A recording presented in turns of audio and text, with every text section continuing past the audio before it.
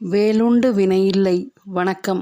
நான் இன்றைய பதிவில் சிம்ம ராசிக்கான குரு பயிற்சி பலன்களை பற்றி கூறுகிறேன். குரு ஒரு முழு சுப கிரகம்.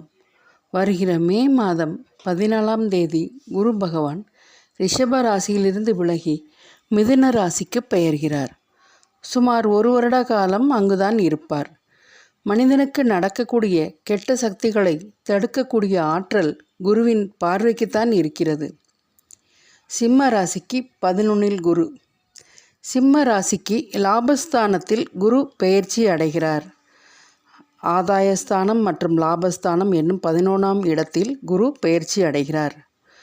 குரு தன் 3ஆம் சுப பார்வையின் மூலம் இளைய சகோதர சகோதரிகளின் மூலம் நன்மைகள் கிடைக்கும். மேலும் முயற்சி ஸ்தானத்தை பார்ப்பதினால் நீங்கள் எங்கு உதவி கேட்டாலும் உதவி கிடைக்கும். பண உதவி மற்றும் பொருளுதவி மற்றும் ஆள்பலம் எல்லாம் கிடைக்கும். குருவின் 5ஆம் பார்வையாக பூர்வ புண்ணிய ஸ்தானத்தை பார்ப்பதினால் புண்ணிய பலன்கள் யாவும் கிடைக்கும். நல்ல ஆலோசகர்கள் கிடைப்பார்கள். அவர்களின் மூலம் நல்ல ஆலோசனைகளும் கிடைக்கும். உண்மையான நண்பர்கள் உறுதுணையாக இருப்பார்கள். நீங்கள் மனம் தளரும் போதெல்லாம் சரியான நபர் வந்து உங்களை கைதூக்கி விடுவார்கள்.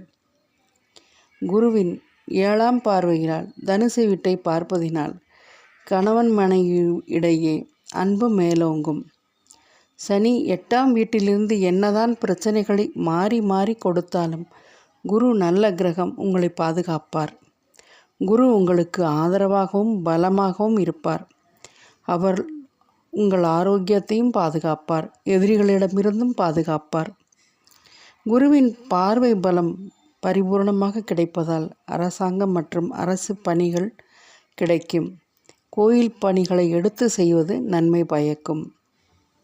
பூர்வீக சொத்து கிடைக்கும். வழக்கு வம்பு வில்லங்கம் யாவும் தீரும். தீர்த்த யாத்திரைக்கு காசி ராமேஸ்வரம் சென்று வருவீர்கள். குலதெய்வ அருள் பரிபூர்ணமாக கிடைக்கும். இனி நன்மைகள் தான் நடக்கும். சனியின் 8ஆம் இடத்து பார்வை சில பிரச்சனைகளை கொடுக்கத்தான் செய்யும். இருந்தாலும் குருவின் பார்வை பலத்தின் மூலம் அதை சமாளிக்கக்கூடிய திறன் உங்களுக்கு கிடைக்கும். இதற்கு பரிகாரமாக சிவன் கோயிலில் உள்ள தட்சிணாமூர்த்தியை வழிபடுவதன் மூலம் நன்மை நடக்கும். மேலும் தென்குடி திட்டையில் உள்ள குரு பகவானை வியாழக்கிழமை சென்று வழிபட்டு வர மேன்மை அடையலாம். நன்றி, வணக்கம்.